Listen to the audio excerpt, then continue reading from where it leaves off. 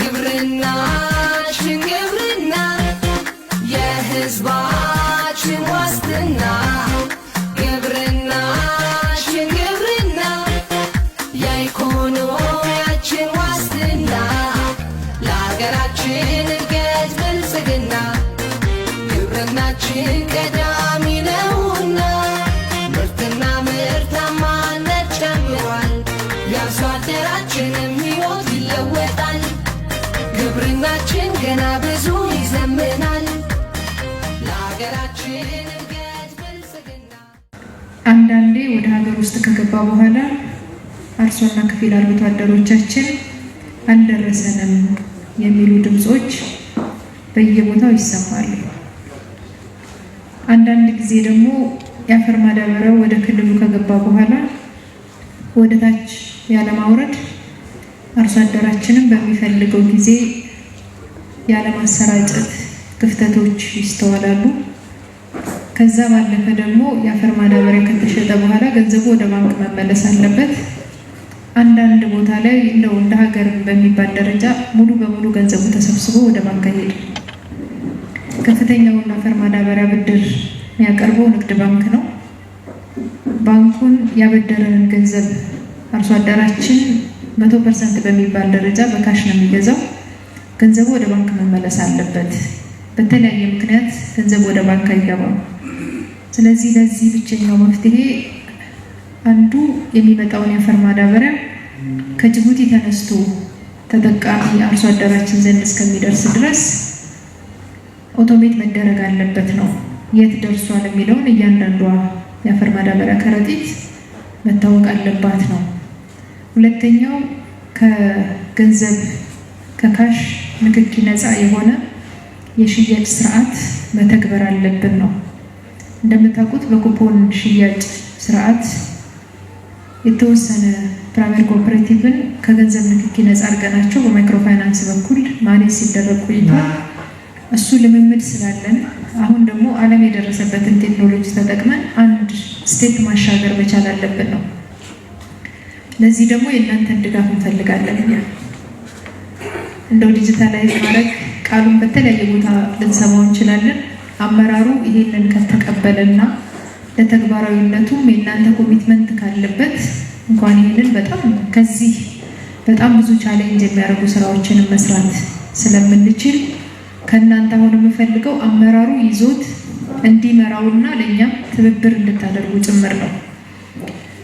ዛሬ ላይ የምናቀርብላችሁ አጠቃላይ የአፈር ማዳበሪያ ከፍላጎት ጀምሮ መሰብሰብ የሚያስችል ስርዓት ነው። የተዘጋጀውን ሶፍትዌር በነፃ ድጋፍ ነው ልጆቹ እየሰሩ ያሉትና ሀገራቸውን ለማገዝ ትልቅ ኮሚትመንት ያላቸው በዶክተር ሰለሞን የሚመሩ ወጣት ልጆች አሉ። ሀገራችን ኢትዮጵያ በጣም ብዙ አቅም አላት። እኛ መጠቀም ከቻልን አይናችንን መግለጥ ከቻልን ለግብርና ብቻ አይደለም ለበርካታ ጉዳዮቻችን መፍትሄ መስጠት የሚችሉ ወጣት ያለባት ሀገር ናትና እነዚህ ልጆች ያለምንም ክፍያ ማዳበሪያ ላይ ችግር አለብን ስንላቸው እኛን ለማገዝ በሙሉ ፈቃደኝነት ስለሰሩም እነሱንም እያመሰገን ሶፍትዌሩን ስናቀርብ ግልጽ ያልሆነ ነገር ካለ እሳቤው ያው ግልጽ ስለሆነ ማለት ነው ማዳበሪያን ትሬስ ማድረግ ነው የፈለግነው። ትሬስ ስናደርግ ቁጥጥር አይደለም። የመጀመሪያው ፍላጎት ሲሰበሰብ አርሶ አደራችን እያንዳንዱ አርሶ አደር ምን ያህል መሬት ነው ያለው፣ መቼ ነው የሚዘራው፣ ምንድን ነው የሚዘራው፣ ለዚህ ደግሞ ምን ያህል መጠን ማዳበሪያ ያስፈልገዋል፣ ማዳበሪያው መቼ ነው ሊደርስለት የሚፈልገው የሚለውን ሀገራዊ መረጃ መሰብሰብ መቻል አለበት ነው። አሁን የሚገጥመን ቻሌንጅ አንዳንድ ቦታ ላይ ማዳበሪያ ቀድሞ ይሄድና አርሶ አደሩ ዘግይቶ ሊሆን ይችላል የሚዘራው። አንዳንድ ቦታ ደግሞ ማዳበሪያው አልደረሰውም፣ እሱ ቀድሞ ነው የሚዘራው። ሁለቱ እርስ በርስ የሚጋጩ ስለሆኑ በሀገር ደረጃ ይህንን ስርዓት ማስያዝ ያስፈልጋል። ለክልሎች ደግሞ በጣም በእጅጉ ተጠቃሚ ትሆኑበታላችሁ። ምክንያቱም አንዳንድ ጊዜ ወረዳ ላይ ኤክስ ወረዳ ላይ ጥረት ሲገጥም ከሌላኛው ወረዳ እንደገና ሽፍት እያደረጉ ነው አርሶ አደሩ ዘንድ እየደረሱ ያሉትና ይህንን አሰራር ብናዘምነው አንደኛ ሁለት ጊዜ ትራንስፖርት አይኖርም፣ ጊዜያችንንም አናጠፋም፣ አርሶ አደራችንን በሚፈልገው ጊዜ እንዲደርስለት እናደርጋለን ነው። ሌላው እንደምታውቁት ከውጭ ነው ተገዝቶ የሚመጣው። ኢትዮጵያ አፈር ማዳበሪያ አታመርትም። ስንገዛ መቼ ነው መግዛት ያለብን የሚለውን የኢንተርናሽናል የዓለም አቀፍ ገበያውን እያየን ነው እየተገዛ ያለው ከቅርብ ዓመታት ወዲህ። ዲጂታላይዝ ስናደርግ ደግሞ የበለጠ ያግዘናል።